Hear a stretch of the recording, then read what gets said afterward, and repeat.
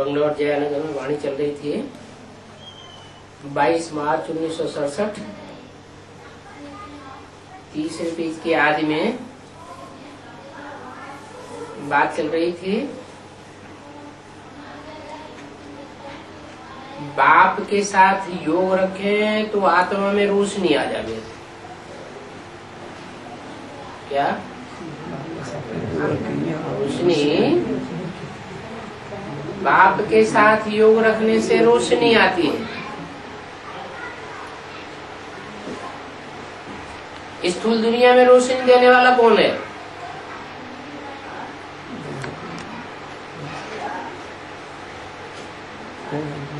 ये दुनिया है, इसमें रोशनी कब होती है? जब सूर्य निकलता है तो रोशनी होती है। क्योंकि सूर्य का संग मिलता है तो आंखों में रोशनी जगमगाती है, चारों तरफ उजेला हो जाता है। ऐसे ही ये जो ब्राह्मणों की संगम की दुनिया है, इसमें जिनका बाप ज्ञान सूर्य के साथ योग लग जाए तो आत्मा रोशनी में आ जाए। योग में ना रहने के कारण अंधेरा हो गया है। किसके साथ योग में न रहने के कारण? ज्ञान सूर्य बाप के साथ योग में न रहने के कारण अज्ञान का अंधेरा हो गया है। ज्ञान सूर्य बाप के साथ योग नहीं है तो किसके साथ योग रहा?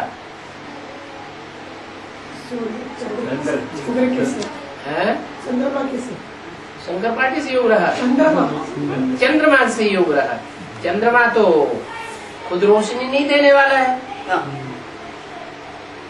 सूर्य चंद्रमा को रोशनी देता है। चंद्रमा स्वयं प्रकाशित नहीं है, इसलिए चंद्रमा को कहते हैं राकापति। क्या? रात्रि का स्वामी। अज्ञान रात्रि का स्वामी कौन? चंद्रमा। और सूर्य ज्ञान दिन का स्वामी। तो योग किसके साथ रखना है? जरूर है, ज्ञान सूर्य के साथ योग रखेंगे तो आत्मा में रोशनी आएगी। तो अभी अंधेरा हो गया है, इसलिए बच्चों को बाप कहते हैं जितना याद में रहेंगे उतनी ही तुम्हारी आत्मा की लाइट बढ़ती जाएगी। क्या? आत्मा की लाइट कैसे दिखाई पड़ती है?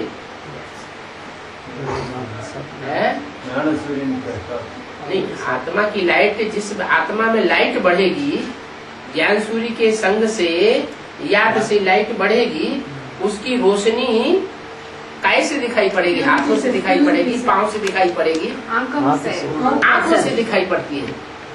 चेहरे में वो तेज दिखाई पड़ता है तो लाइट तुम्हारी आत्मा की बढ़ती जाएगी। जैसे पेट्रोल का निशान रहता है ना, तो ये भी याद का मीटर है। क्या? याद का स्टॉक जिसका ज्यादा होगा तो वो मीटर बतावेगा कि इनकी आंखों में चमक आ गई है। याद से आत्मा प्योर बनती है, लाइट बढ़ती जाती है। याद नहीं करेंगे तो लाइट भी नहीं मिलेगी। लाइट मिलेगी याद से। विस्मृति में रहेंगे, याद नहीं करेंगे तो लाइट नहीं मिलेगी। याद से लाइट वृद्धि को पाती रहेगी। वो रोशनी आत्मा की बढ़ती जाएगी। याद न किया और कोई पाप कर्म, विकर्म, विपरीत कर्म कर लिया, श्रीमत के बरखिलाफ कर्म कर लिया तो लाइट कम हो जाएगी। क्या बात हुई? कर्म करने से क्या कनेक्शन हुआ? याद कर। बाप के याद में रहकर काम याद रहेगी तो विकर्म होगा नहीं है। दूसरी बात, याद कब रहेगी? जब बाप की सेवा में रहेंगे। सेवा किसे कहा जाता है? बाप जैसे चलाता है, जैसे चलाना चाहता है वैसे ही चले, विपरीत न चले, अपोजिशन में ना आवे, न वाचा से अपोजिशन में आवे, न दृष्टि से अपोजिशन में आवे, न कर्मेंद्रियों से अपोजिशन में आवे।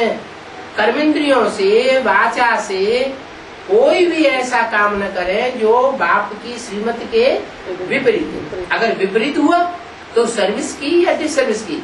डिसर्विस हो गई। डिसर्विस हो गई माना बाप उन डिसर्विस करने वाले बच्चों को याद नहीं कर सकता। बाप किन बच्चों को याद करता है? जो सर्विस बच्चे को याद करता है। तो जिन्होंने विकर्म कर दिया, श्रीमत के विपरीत कर्म कर दिया, भी माना विपरीत, तो उन बच्चों को बाप की पावर लाइट हो गई। बाप भी तो मन बुद्धि आत्मा है ना, तो वो भी तो बच्चों को याद करता है। दोनों तरफ से अगर कनेक्शन मिले तो ज्यादा याद होगी, या एक तरफ से कनेक्शन मिले तो ज्यादा याद होगी? दोनों तरफ से कनेक्शन जुटा हुआ होगा तो याद बहुत तीखी आएगी। तो बाप असल से जिन बच्चों को याद करते हैं उन बच्चों को पावर स्पेशल मिल जाती है। ये स्थूल आंखों से जो दृष्टि देते हैं वो तो अल्पकाल के लिए, थोड़े समय के लिए, लेकिन तीसरे नेत्र से जिन बच्चों को याद करते हैं, बुद्ध रूपी तीसरे नेत्र से, उन बच्चों को कितनी पावर मिलती होगी। लेकिन मिलेगी किनको? जो श्रीमत के अनुकूल, श्रीमत के तरीके से काम करेंगे। तुम पुरुषार्थ करते हो सतो प्रधान बनने का, सतो प्रधान बनने का तो कोई पुरुषार्थ नहीं करता। ये बहुत समझने की बातें हैं कि सतो प्रधान कब बनेंगे? जब सत्य कर्म करेंगे, सत्य वाचा बोलेंगे। झूठा कर्म कर लिया, झूठी बात बोल दी तो क्या होगा? सतो प्रधान आत्मा नहीं बन सकती। याद से तुम्हारी आत्मा पवित्र हो जाएगी। तुम लिख भी सकते हो, ये रचयिता और रचना का ज्ञान श्री कृष्ण नहीं दे सकते। क्या कहा? क्या लिख सकते हो? रचयिता का ज्ञान श्री कृष्ण नहीं दे सकते। श्री कृष्ण की रचना है, वो रचयिता का ज्ञान कैसे देगा? नहीं दे सकते। और रचना स्वयं भी अपना ज्ञान नहीं जान सकती जब तक बाप न बता दे। तो रचयिता और रचना का ज्ञान जो सृष्टि का पहला पत्ता है वो सृष्टि को नहीं दे सकता। उसमें ज्ञान है ही नहीं।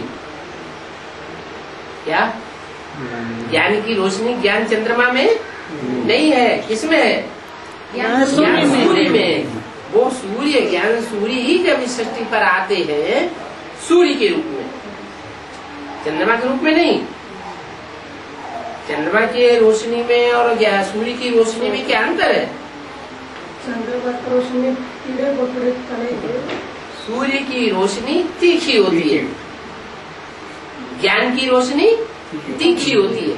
उनको कहते हैं राम के बाण। काय के बाण? ज्ञान के बाण। तीखे बाण होते हैं। और चंद्रमा की रोशनी कैसी होती है? शीतल होती है। उस शीतलता में जो काटने वाली आत्मा है, कीड़े मकोड़े जैसी, वो भी पलती रहती है। सूर्य की रोशनी में वो तिल मिला के खलास हो जाते हैं। तो उनमें ज्ञान नहीं है, कृष्ण में। उनको प्रारब्ध मिलती है। क्या? बाप के यहाँ जन्म लेते हैं तो बाप से उनको प्रारब्ध नई दुनिया की मिल जाती। जरूर उन्होंने संगम युग में ऐसे कर्म किए होंगे। कैसे? कि बाप के ऊपर जीत पाई होगी। जिस बाप ने सतयुग में उन्हें जन्म दिया उसके ऊपर जीत पाई होगी। क्या जीत पाई है? हाँ, यज्ञ की संभाल की। वो तो छोड़ के चला गया, फेल हो गया, और इन्होंने संभाल किया तो वो प्रारब्ध मिल गई। क्या? नई दुनिया की प्रारब्ध मिल गई। वो राम सीता वाली आत्माओं को उनका माँ बाप बन के बलि ढोनी पड़ती है। क्या? माँ बाप बनते हैं और उनके लिए नई दुनिया सारी तैयार करते हैं। कैसे तैयार करते हैं? चैन की बंसी बजा के तैयार करते हैं, या मारामारी की दुनिया में भागदौड़ करके तैयार करनी पड़ती है? मारामारी की दुनिया में भाग दौड़ करके कितनी मार काट की दुनिया होती है, हिंसक दुनिया, उसके बीच में रह करके श्री कृष्ण के लिए, श्री कृष्ण जैसे बच्चे के लिए नई दुनिया तैयार करते हैं। लेकिन कृष्ण में ज्ञान नहीं है। उस नई दुनिया की स्थापना करने का कृष्ण में ज्ञान नहीं है। वो प्रारब्ध तो पाता है। कृष्ण पूरे 84 जन्म लेते हैं। क्या? उनके जन्म कम नहीं है, पूरे 84 जन्म लेते हैं।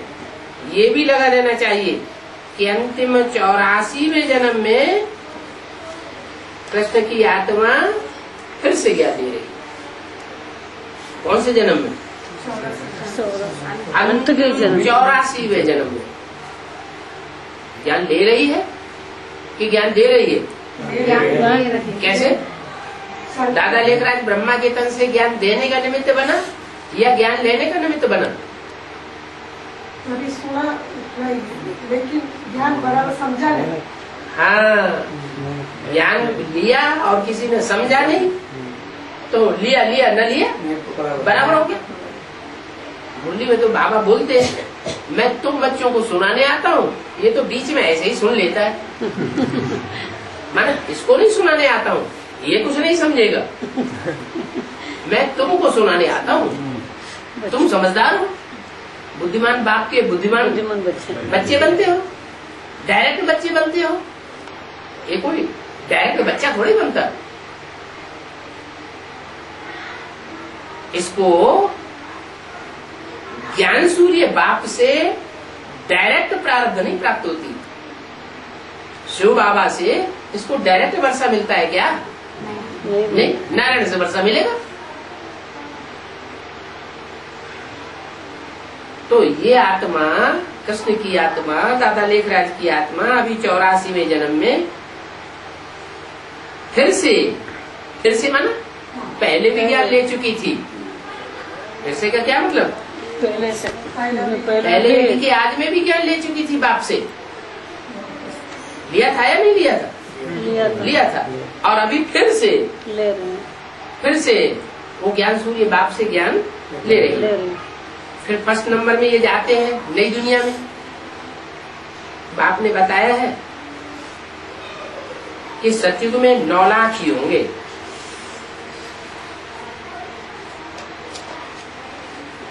क्या? जो एक्यूरेट सतयुग स्थापन होगा उसमें आबादी दुनिया की 9 लाख ही होगी। क्यों 9 लाख? क्यों कम ज्यादा क्यों नहीं है? 4.5 लाख, 4.5 क्योंकि 9 लाख सितारे दुनिया में गाए हुए हैं। क्या? जो आसमान में सितारे हैं उनकी संख्या कितनी गाई हुई है? 9 लाख आसमान में सितारे चमकने वाले हैं।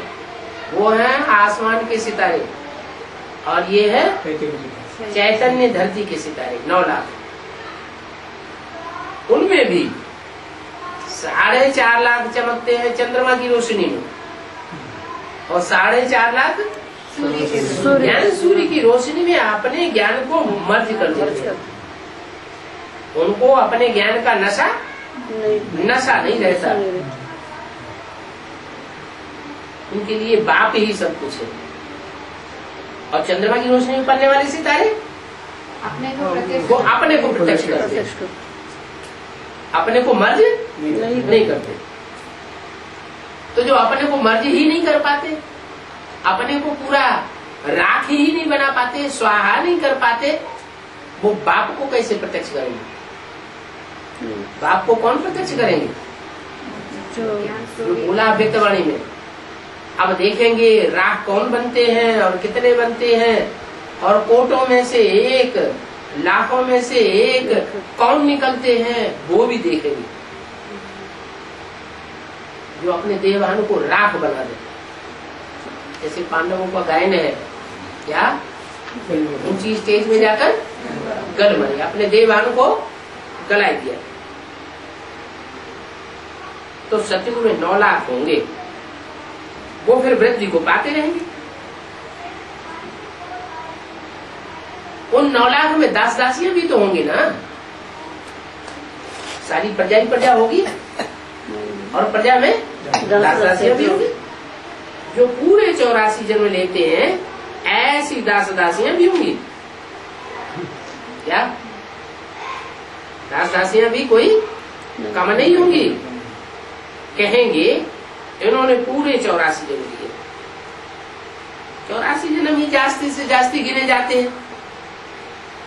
जो अच्छी रीति परीक्षा पास करेंगे वो तो पहले पहले आवेंगे,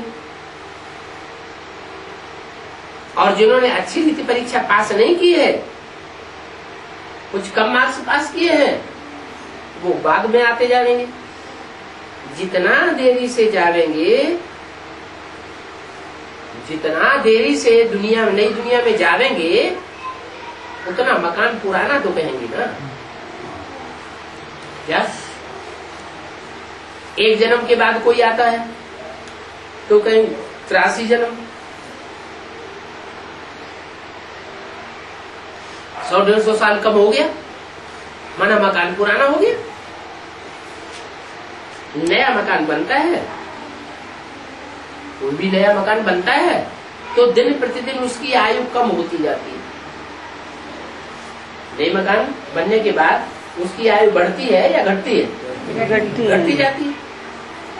कोई नया मकान बनावे तो कहेंगे 2-3 वर्ष तक चलेगा, आखिरी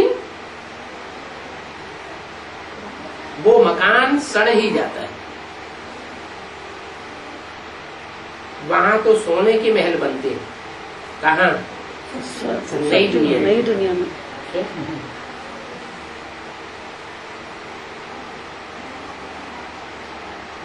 मिट्टी की ईंटों के मकान नहीं होंगे, पत्थर के मकान नहीं होंगे, सोने की ईंटें बनेंगी, कारखाना बनेगा। आत्मा सोने का, चैतन्य आत्मा रूपी ईंटें जो है वो सच्ची सोने की होंगी। उनमें कोई भी झूठा आदमी नहीं होगा। तो जो सोने का महल बनेगा वो जल्दी तो पुराना हो नहीं सकता। सोना तो बहुत लंबे समय तक चमकता रहता है ना।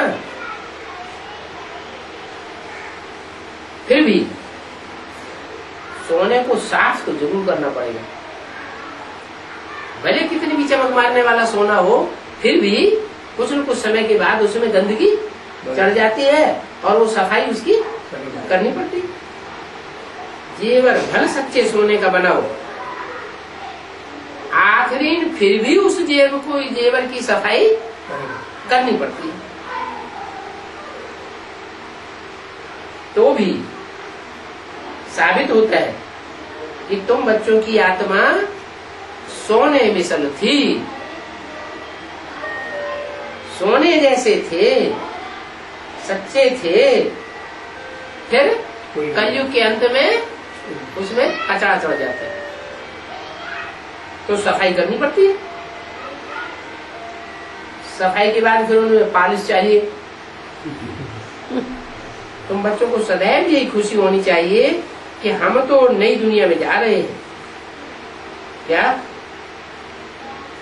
तुम बच्चों को ये खुशी होनी चाहिए, और तथाकथित बेसिक ब्राह्मण वालों को ये खुशी नहीं होगी। क्या कि हम नई दुनिया में जीते जी जाने वाले, वो क्या समझेंगे? ये शरीर छूट जाएगा, फिर कभी अगले जन्म में हम नई दुनिया में जाएंगे। और तुम्हारी बुद्धि में है हम तो इस शरीर से इसी जन्म में जीते जी नई दुनिया में जाने वाले। इस नरक में हमारा ये अंतिम जन्म है, इसके बाद इस दुनिया में हमारा कोई जन्म होने वाला नहीं है। इन आंखों से तुम जो कुछ देखते हो जानते हो ये पुरानी दुनिया है और ये सब पुराने शरीर है, इसलिए इनमें हमारा ममत्व तो लगने वाला नहीं है, क्योंकि हमारी तो तीसरे नेत्र में नई दुनिया बसी हुई है। हम कहाँ जाने वाले हैं? हम तो नई दुनिया बाकी बनने वाले हैं। अभी हमको सतयुग की नई दुनिया में नया शरीर लेना है। 5 तत्व भी नए बन जाएंगे।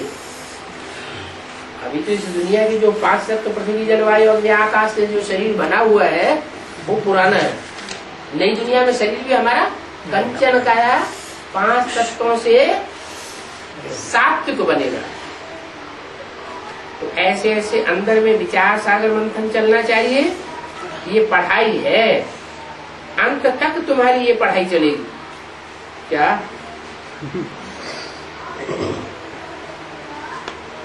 उनकी पढ़ाई तो फिनिश हो गई, किनकी?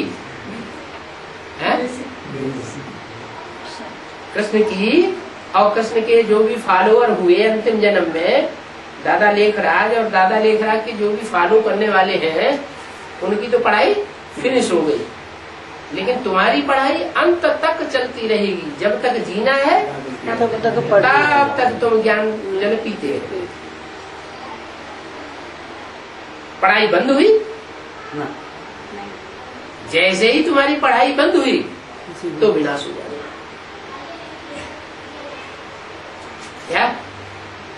तो पढ़ाई चलते रहना अच्छा है या पढ़ाई बंद होना अच्छा है? पढ़ाई चलते रहना क्या अच्छा है?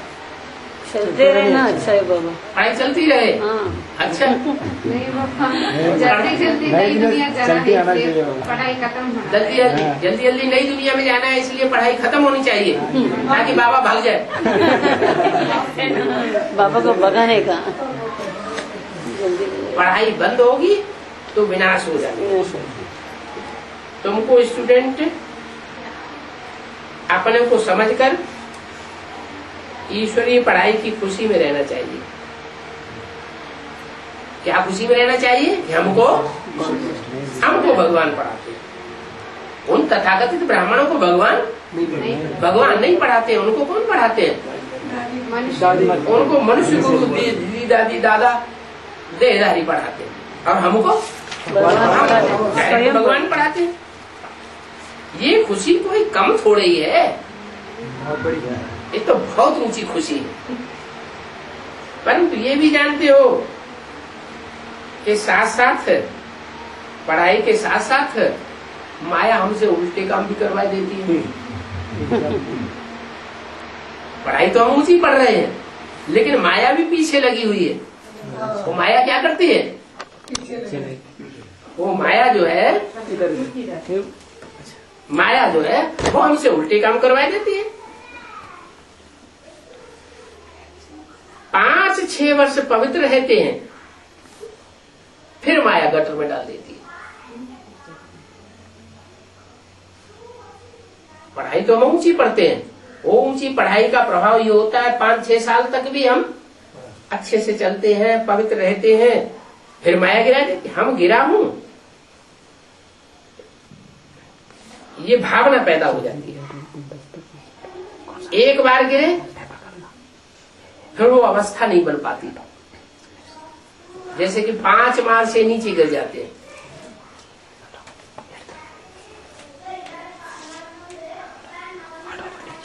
वो गिरने की बात बार बार अंदर को खाती रहती है। ज्ञान में चलने के बाद कोई गिरते हैं तो गिरने की बात बार बार दिल के अंदर खाती रहती है। अभी तुम बच्चों को सारी स्मृति रखनी,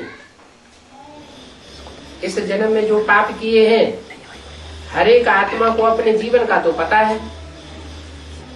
कोई मंद बुद्धि, कोई विशाल बुद्धि होते हैं। छोटेपन की सारी बातें याद तो रहती है ना। बाबा भी तो छोटेपन में ही स्थिति सुनाते हैं, बुद्धि में याद आती तो है ना। बाबा को वो जगह याद, सब याद है, परंतु अभी तो वहां सब नई जगह बन गई होगी। 5 वर्ष से लेकर अपनी जीवन कहानी याद होनी चाहिए। अगर भूल गए हैं 5 वर्ष से बाद वाली जीवन कहानी बचपन की अगर भूल गए हैं तो उनको कहेंगे डल बुद्धि। बाबा कहते हैं कि अपनी जीवन कहानी लिखो, ये लाइफ की बात है ना। मालूम पड़ता है कि ये लाइफ में कितना चमत्कारी था। गांधी, इंदिरा आदि के कितने बड़े बड़े वॉल्यूम बनते हैं जीवन कहानी के। लाइफ तो वास्तव में तुम्हारी वैल्यूबल है। इंदिरा गांधी और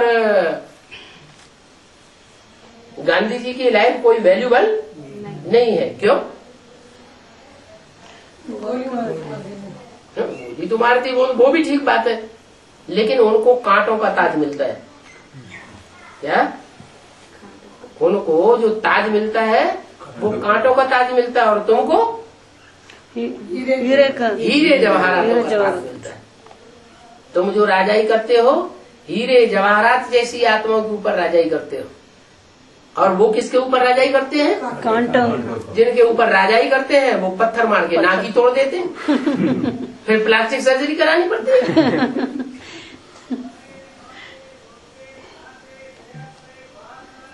तो लाइफ तो वास्तव में तुम्हारी वैल्यूबल है।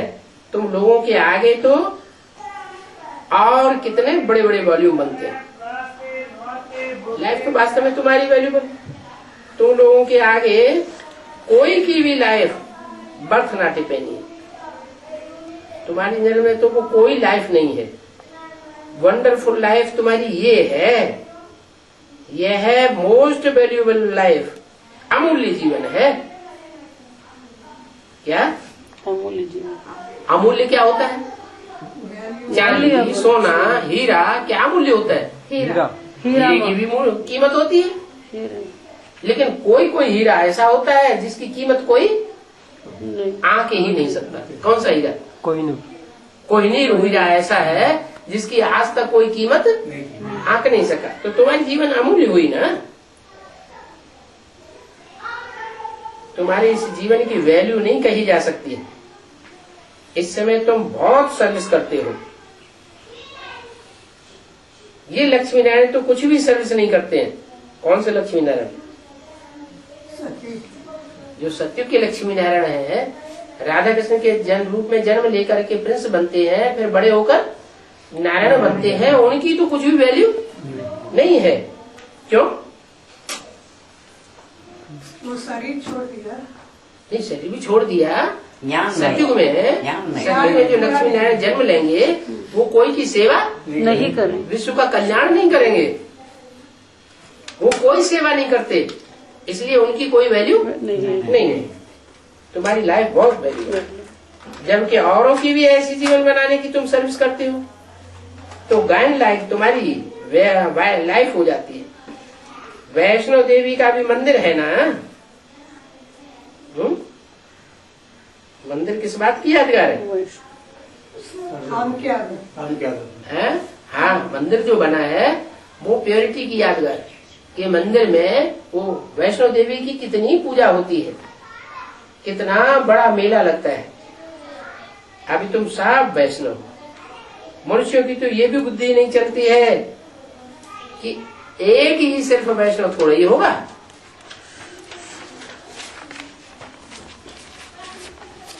एक ही वैष्णो देवी होगी क्या? एक ही होगी या नंबरवार भुजाएं भी होगी? नंबरवार भुजाएं होगी। नंबरवार भुजाएं होंगी। 22 मार्च 1967 की वाणी का चौथा पेज। वैष्णव माना कि तुम पवित्र बन गए, विष्णु की औलाद बन गए। विष्णु माना विष्णु विकार माना जिसमें विषय विकार बिल्कुल नहीं है, वो है वैष्णव। और विष्णु जिसको कहते हैं उसकी तुम औलाद हो। तो जैसे तुम्हारे रचयिता वैसे तुम रचना बन जाते हो, तुम भी पवित्र बनते हो। खान पान भी तुम्हारा वैष्णव है। पहले नंबर विकार में तो तुम वैष्णव हो ना। क्या विकारों की जो बातें हैं, विकारों को ग्रहण करने की जो बातें हैं, उनमें तुम वैष्णव हो। तुम विकारों को ग्रहण नहीं करते हो। जगदम्बा की ये सब बच्चियां ब्रह्मा कुमार कुमारियां हैं ना, ब्रह्मा और सरस्वती, बाकी सब है उनकी संतान। किनकी? ब्रह्मा और सरस्वती किसकी संतान है? जगदम्बा की ये सब बच्चियां ब्रह्मा कुमार कुमारी हैं, ब्रह्मा और सरस्वती। जो भी पुराने हैं वो सब किसकी संतान हुए? जगदम्बा की संतान है। और बाकी सब है उनकी संतान। किनकी संतान?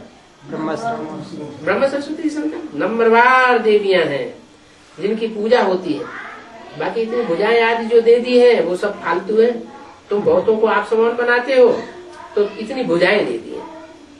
ब्रह्मा को भी 1000 भुजाओं वाला, 100 भुजाओं वाला दिखाते हैं ना।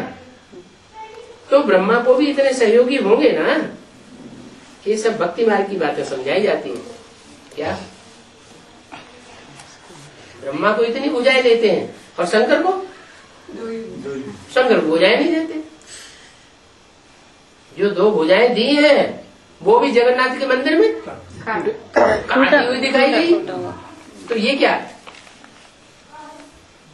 उनको इतनी भुजाएं और तुमको जो 2 भुजाएं थी वो भी कट गई। क्या मतलब हुआ? ऐसे क्यों होता है? कोई भी सहयोगी नहीं रहे। क्यों नहीं रहा है? ऐसी जिंदगी क्यों बनाना चाहिए जो कोई सहयोगी न रहा? हम किसी के न हुए, कोई हमारा न हुआ है। जिंदगी ऐसी बनानी चाहिए कि हम दूसरों की सहयोग करें, दूसरे हमारा सहयोग करें। फिर जो विश्व के मालिक कहे जाते हैं उनके ऐसी दशा क्यों हो जाती है? ये सारी दुनिया झूठी है और उसको कठोर पुरुषार्थ है। क्या? कड़ा पुरुषार्थ है। जो कड़क काम करने वाला होता है उसका सहयोगी बिरले निकलते हैं, और जो सहज रूप में काम करने वाला होता है उसके सहयोगी ढेर सारे हो जाते हैं।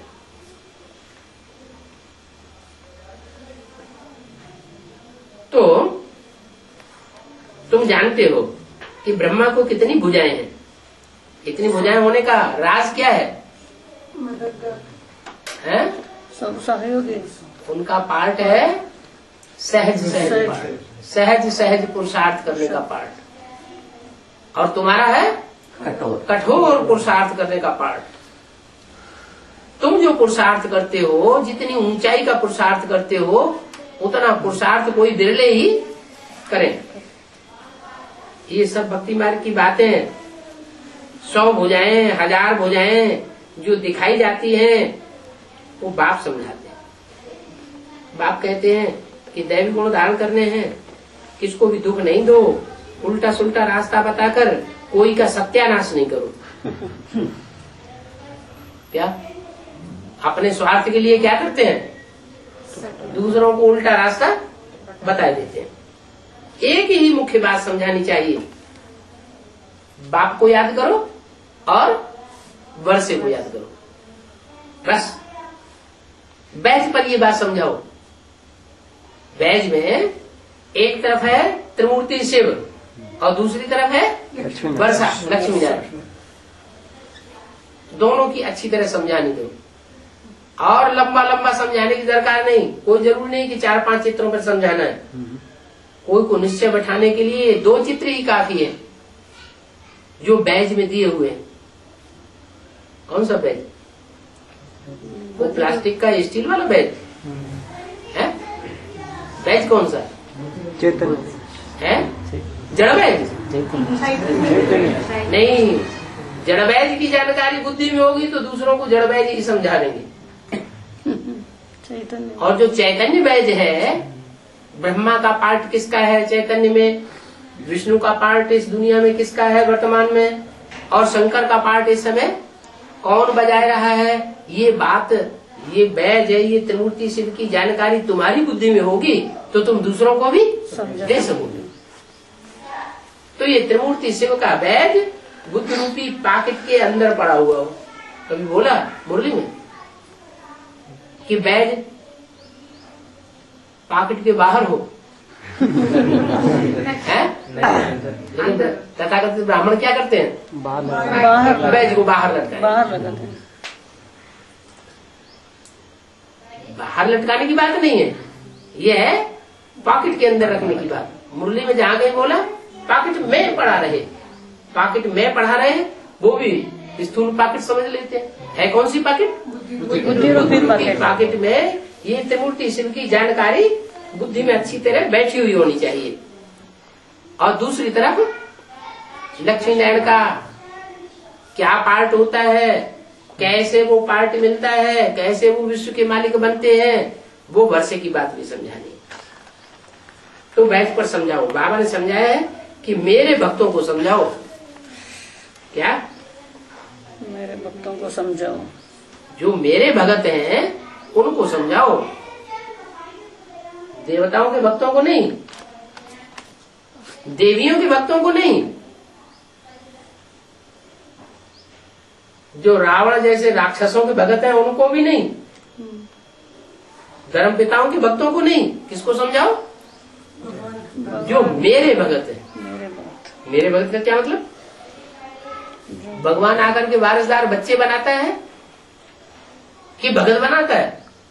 बच्चा बन तो ये कोई कहा मेरे भक्तों को समझाओ? तो देखिए मेरे बेसिक नॉलेज वाला नहीं, मेरे भक्त। जो सुप्रीम सोल बाप इस सृष्टि पर आते हैं वो तो वारिसदार बच्चे ही बनाते हैं, लेकिन जिसमें प्रवेश करते हैं उसकी प्रजा भी बनती है, उसके वारिसदार बच्चे भी बनते हैं, उसके दास दासी भी बनते हैं और उसके भगत भी बनते हैं।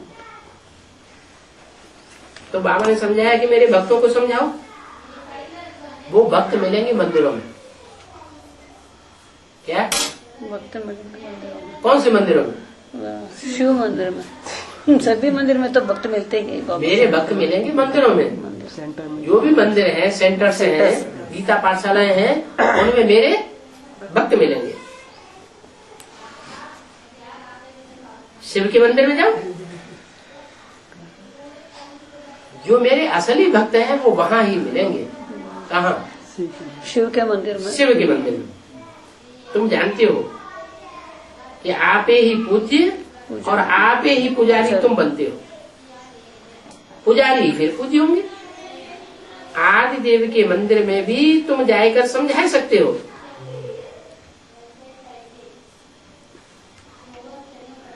ये प्रजापिता ब्रह्मा है। कौन? आदिदेव। तुम आदिदेव है, पुरुष है, पुराण है। कौन है आदिदेव? इसका मंदिर होता है जिसे आदिदेव कहते हैं। जैनी लोग कहते हैं आदिदेव, आदिनाथ। आदिनाथ किसको कहते हैं? शंकर। ऋषभ जो नगन चित्र दिखाए गए हैं, नगन चित्र शंकर। वो निराकारी स्टेज की यादगार, वो आदिदेव है। समझाओ, ये प्रजापिता ब्रह्मा है। क्या? ब्रह्मा सिर्फ नहीं है। कौन है? प्रजापिता ब्रह्मा है। तो इनकी प्रजा कहाँ है? तुम ब्रह्मा कुमार कुमारी अभी प्रैक्टिकल में प्रजा बन रहे हो ना। किसकी? प्रजापिता ब्रह्मा। प्रजापिता ब्रह्मा की। वो ब्राह्मण थोड़े ही जानते हैं कि हम प्रजापिता ब्रह्मा की संतान हैं। वो ब्राह्मण क्या जानते हैं? हम ब्रह्मा की संतान हैं। उनकी पैदाइश किससे हुई?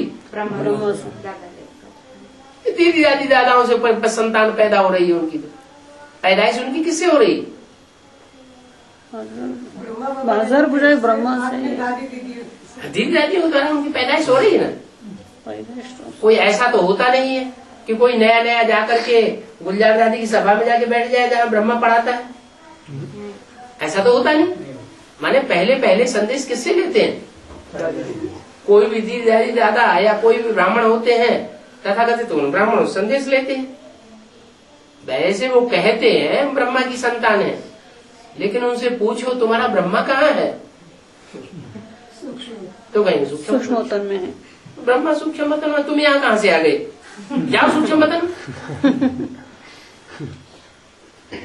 वो कहेंगे ब्रह्मा तो हमारा होकर गया है। कर गया क्या ब्रह्मा तो वो कर गया था? हमारा ब्रह्मा जिसकी हम संतान है वो पहले होकर गया है। अच्छा, तुम कहेंगे शिव बाबा और ब्रह्मा बाबा होकर नहीं गए हैं, अभी भी हाजिर हैं। तुम क्या कहेंगे? शिव बाबा और तुम ब्रह्मा कहेंगे शिव बाबा और ब्रह्मा बाबा अभी भी हाजिर हैं। शिव बाबा का तो विरुद्ध है, साथ चलेंगे, साथ रहेंगे, साथ श्वासों श्वास अंत तक निभावेंगे, निभाएंगे। खेलेंगे, खाएंगे, पिएंगे, सोएंगे, सब साथ साथ करेंगे अंत तक। अब तुम कहते हो हमारा ब्रह्मा चला गया। चला गया। अरे चला नहीं गया, हमारा ब्रह्मा तो हमारे साथ है और हाजिर है। तुम कहेंगे हाजिर है और वो कहेंगे चला गया। चला गया। हाँ, वो ब्रह्मा हो करके गया। वो करके गया।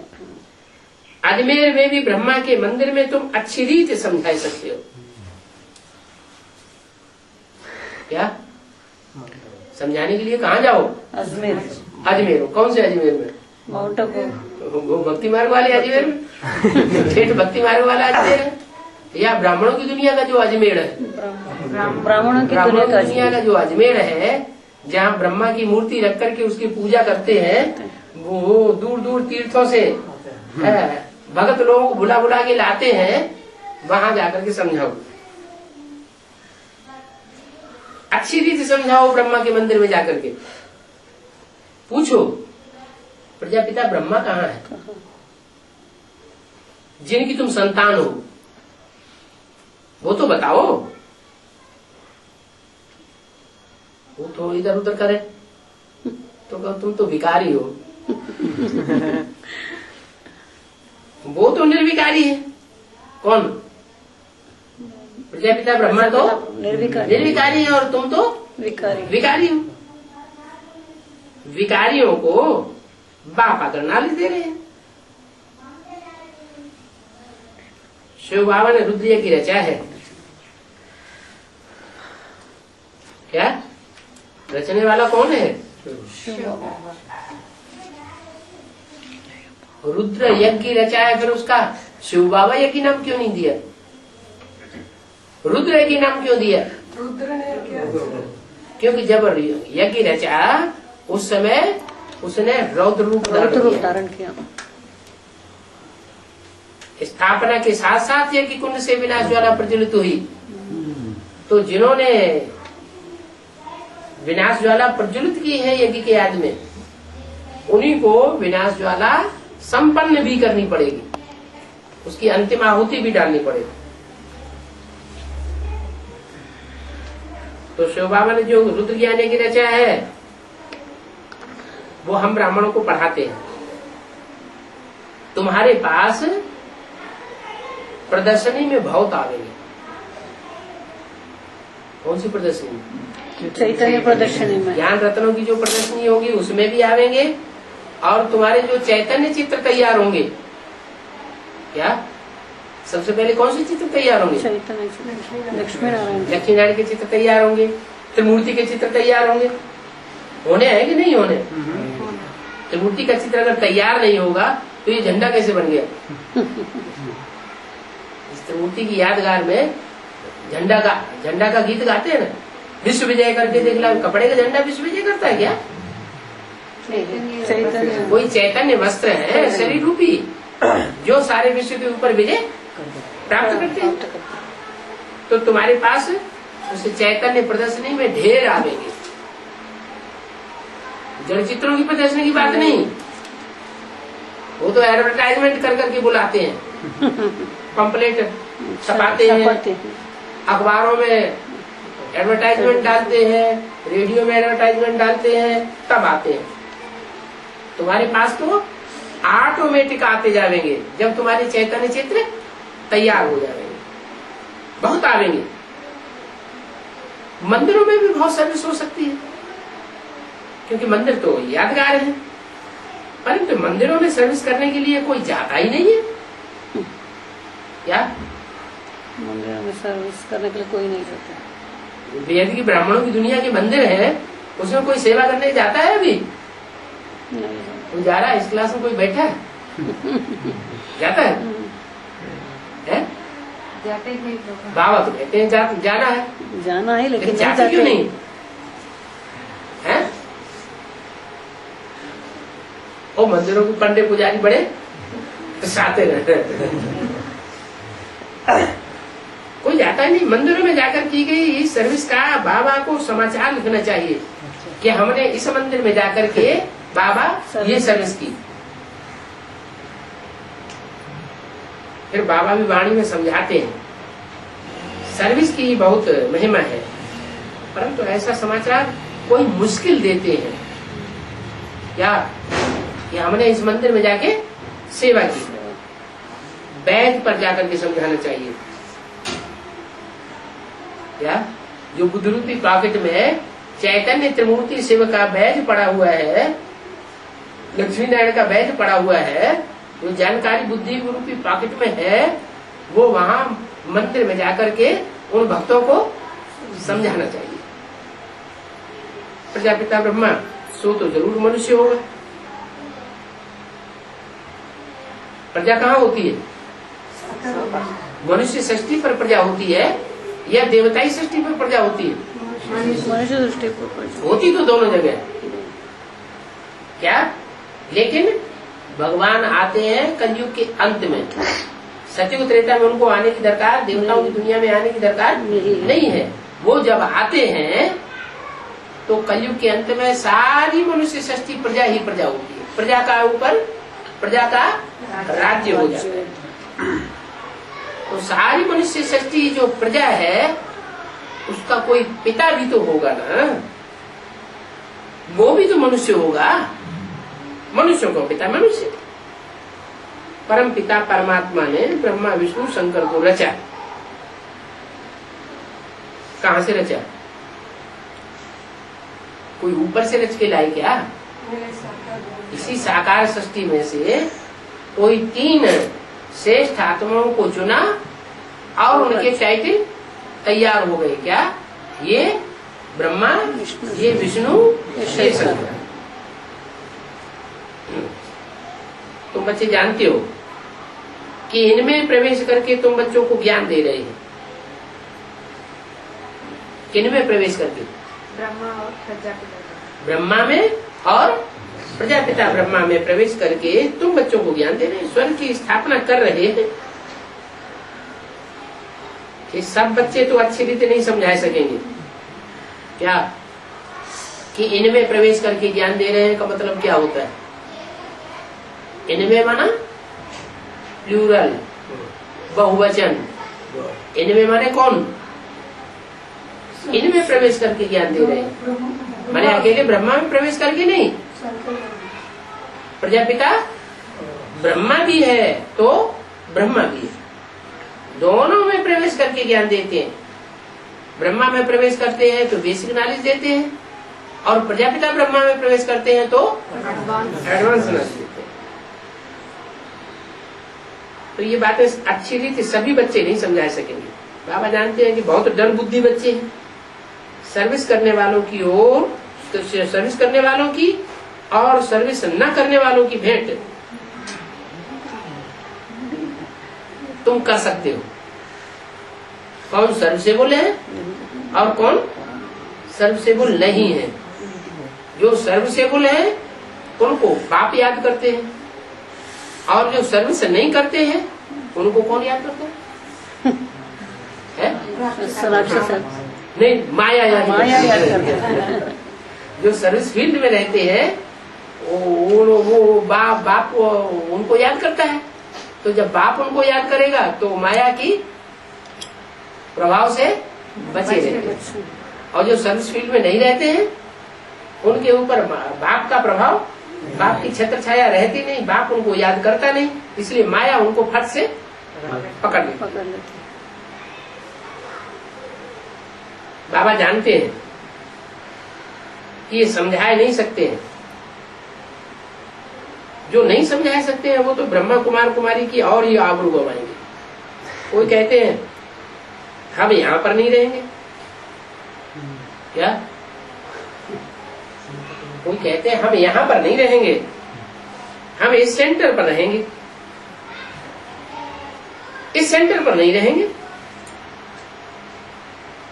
तो भी बाबा समझ जाते हैं क्या आबरू गवाने वाले ये डल हेडेड है, कुकवंशावली है, इनकी किसी देहदारी में प्रीति लगी हुई है। इसलिए कहते हैं हम इस सेंटर में नहीं रहेंगे, उस सेंटर में रहेंगे। तो डल हेडेड हुए ना। बच्चों को तो ऑल राउंड सर्विस करनी है। जहां पर भी सर्विस मिले वहां पर भी चले जाना चाहिए, लग जाना चाहिए। सेंटर छोड़कर तुम चली जाओगी, ट्रांसफर करते हैं ना तो मना कर देते हैं हम नहीं जाएंगे उस सेंटर में। तुम सेंटर छोड़कर चली जाओगी तो क्या तुम्हारे बिना ये जिज्ञासु ढेर हो जाएंगे? नहीं, आपस में ही क्लास नहीं चला सकते हैं तो बाकी क्या रहा? तो जो कुछ भी अभी तक सीखा तो सब फेल हो गए। मान लो ब्राह्मणी से कोई सेवा लेते रहे सेंटर में कई सालों तक, और ब्राह्मणी को ट्रांसफर कर दिया और सब अपने अपने घर बैठ गए। तो इसका मतलब सब डल हेडेड स्टूडेंट्स हैं या होशियार बुद्धि है? सब डल हेडेड। अरे कोई तो ऐसा निकलना चाहिए जो क्लास चलावे, गीता पाठशाला बैठ करके जमावे।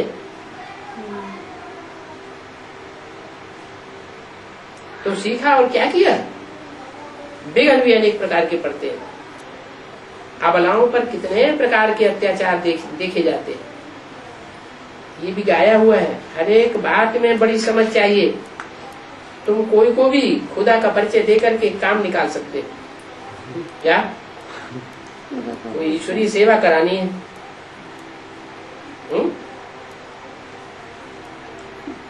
तो ईश्वरीय सेवा जिससे करानी है, कोई बड़ा ऑफिसर है समझो, उससे ईश्वरीय सेवा करानी है तो उसको परिचय देने लग पड़ो।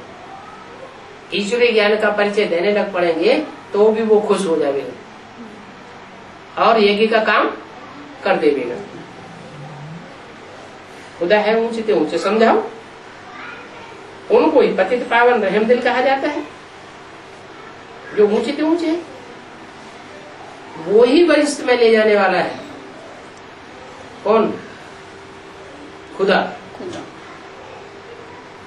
उसके सिवाय और कोई बहिष्ठ में ले नहीं जा सकता। वो अल्लाह कहते हैं। क्या कहते हैं कि मुझे याद करो तो तुम मेरे पास आ जाओगे। इस दुनिया से छूटने के लिए अल्लाह को याद करते हैं। सच में तो कोई याद नहीं करते हैं। सत्य की तो स्थापना हो रही है, वहां कोई अल्लाह को याद नहीं करते। और यहाँ शैतानी राज्य में सब अल्लाह को याद करते हैं। उल्टा ही रास्ता बताने वाले नंबर 1 शैतान है। उल्टा रास्ता, क्या उल्टा रास्ता बनाना नंबर 1 छोड़ता। सदगति करने वाले भगवान के लिए कह देते हैं कि वो कुत्ते बिल्ले सब में परमात्मा है, तो उल्टा ही रास्ता बताया ना, इसलिए उनका नाम हिरण्यकश्यप रखा है, क्यों उल्टा रास्ता बताते हैं। ये सब बातें बाप बैठ समझाते हैं, बुद्धि में भी नंबरवार ही बैठता है, जो समझते होंगे वो फिर दूसरों को समझाएंगे। ओम शांति।